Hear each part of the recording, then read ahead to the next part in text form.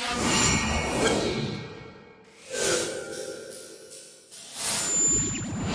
right, well, we've already got a bill passed in Nevada. We already have online poker offering.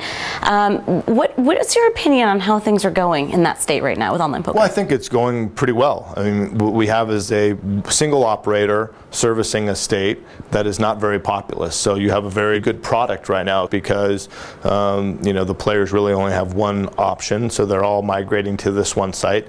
The offering itself is, some have described it as, internet poker in like 2004, but they're trying to make some upgrades to their software, bring it up to so that regulators can understand it and that it'll be more pleasing to the player. But I think what we've seen is that the controls are there. We already knew that, from the European example, that being able to control problem gambling, being able to control underage access is there. But now to see it actually happening in the U.S., in a U.S. regulated environment, I think is a good reassuring sign to other states that it can happen.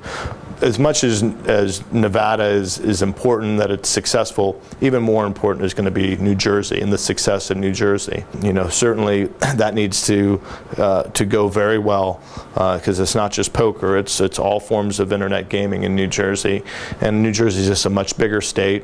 It will have a lot more influence around other states when it comes to gaming, like Pennsylvania and New York. So we're really keeping a close eye on how New Jersey shapes up, and hopefully that they have a very successful launch and that they're able to do it in a way that is viewed as responsible, but also providing the consumers a really good opportunity to play.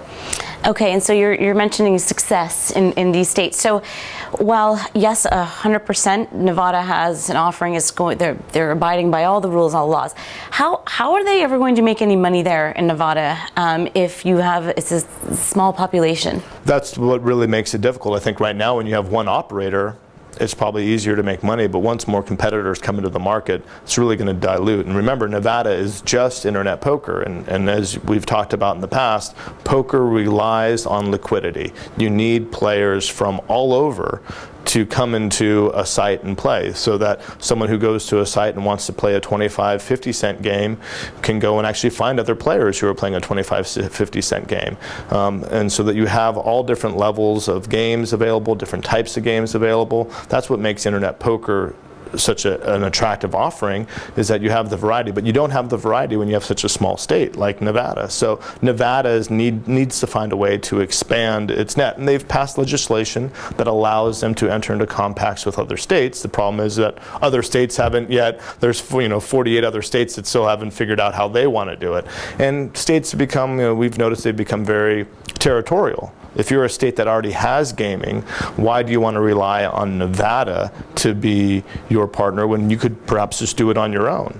But there are some states, maybe like a Nebraska or some Midwest states or southern states that don't have a real ingrained gaming industry that may look to do these partnerships. And it's a question of whether Nevada or New Jersey will be a better partner for folks. I would argue that New Jersey perhaps is better because not only are the internet poker, but it's all other forms of internet gaming, and I think there's potential for greater revenue for states from other games rather than poker. Right, and I also know that the Nevada regulations, they're pretty strict, and I know that we have an online poker giant right now, PokerStars, who is looking to get into New Jersey. Right. So if, let's say, New Jersey... And they were barred from being able to enter Nevada. Yes, yeah. So if Nevada says, okay, well, we'll have a compact with New Jersey, how would that work if New Jersey is licensed PokerStars? So that's a great question. I don't know the answer to that. Yeah. I only play a lawyer. I stayed at a Holiday Inn last night, so I would think I would know how to answer that. But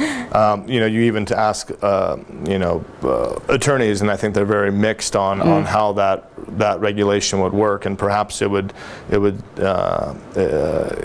exclude PokerStars from being an operator there, or for Nevada residents being able to play on a PokerStars site. The reality is with PokerStars is that they are going to get licensed somewhere. Whether it's Nevada 5 years from now when their penalty is over, or whether it's now in New Jersey or somewhere else, PokerStars is going to be back in the U.S. market. So this attitude of how do we keep them out, I think is kind of the wrong approach. It's more about how do we play with them in the market? How do we make allies out of them? How do we learn from their expertise and apply it to our own businesses? I mean, I think a lot of these European operators, companies like Bodog, have tremendous experience when it comes to gaming. The idea that American companies, just because they're gaming companies, are going to have any idea how to operate an internet site is foolish. They need the expertise of these European operators, whether they operated before UIGA, after UIGA, 10 years from now. They're going to need the experience of those who know how to do this. And the idea that we're going to be pushing away the best operators for the sake of anti-competitive reasons is not good for the consumer, and ultimately I don't think it's going to be good for the governments that are trying to make money from this. So if you don't have good operators who know how to operate the market, don't know how to market to consumers, don't know how to keep consumers on the site, then you're not going to create the revenue that the states are really promised here.